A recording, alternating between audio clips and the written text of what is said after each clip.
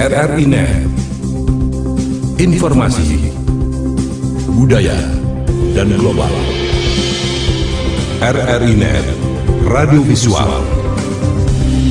Bertempat di Aula Kejaksaan Negeri Rotendau, Kamis 22 Juli 2021, jajaran Kejaksaan Negeri Rotendau memperingati puncak Hari Bakti Adiaksa ke-61 melalui upacara secara virtual yang diikuti secara nasional dari Kejaksaan Agung Republik Indonesia. Inspektur Upacara Hari Bakti Adiaksa ke-61 Jaksa Agung Republik Indonesia, Dr. St. Burhanuddin SHMH dalam amanatnya pada pelaksanaan upacara Hari Bakti Adiaksa ke-61 yang dilaksanakan secara virtual langsung dari ruang kerja Kejaksaan Agung Republik Indonesia mengatakan, peran kejaksaan pada saat ini bukanlah berorientasi pada kepastian dan keadilan, melainkan harus mampu memberi kemanfaatan hukum kepada masyarakat. Lebih lanjut, Jaksa Agung menekankan proses penegakan hukum dan pemanfaatan pada proses pembangunan dan tidak boleh menghambat jalannya roda perekonomian dan pembangunan. Peran kejaksaan sebagai aparat penegak hukum semata-mata tidak lagi berorientasi pada kepastian dan keadilan, melainkan harus mampu memberikan kemanfaatan hukum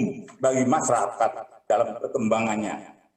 Kemanfaatan penegakan hukum sangatlah dibutuhkan dalam suatu proses pembangunan dalam menciptakan kondisi yang mendukung dan mengamankan pelaksanaan pembangunan untuk mewujudkan masyarakat adil dan makmur.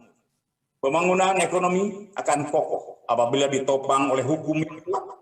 Kejaksaan sebagai institusi penegak hukum harus dapat memegang peranan sebagai aktor intelektual yang mampu menyeimbangkan rasa keadilan yang tersirat, kepastian hukum yang tersurat, sehingga proses penegakan hukum yang dilakukan akan mampu memberikan kemanfaatan pada setiap proses pembangunan.